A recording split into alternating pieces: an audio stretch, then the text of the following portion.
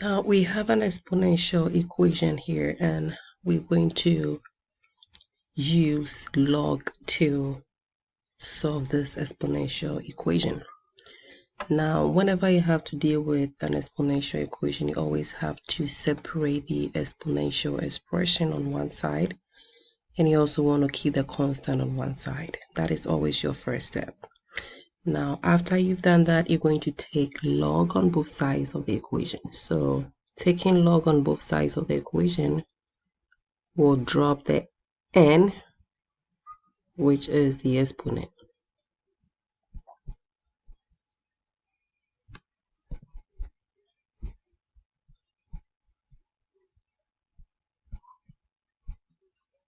All right.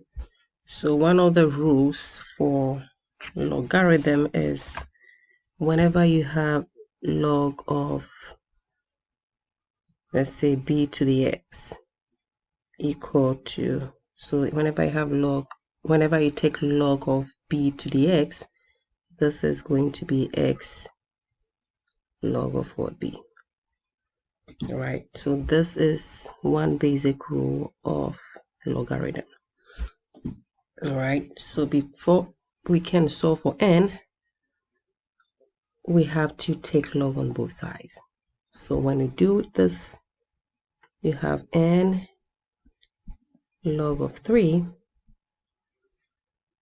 and that is equal to your log of 77.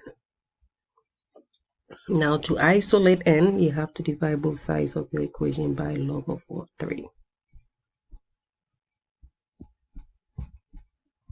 All right, this will cancel out, and now you have your n. Now type in log of 77 divided by log of 3 in your calculator, and this will give you approximately 3.954 if you leave it to 3 decimal places. All right,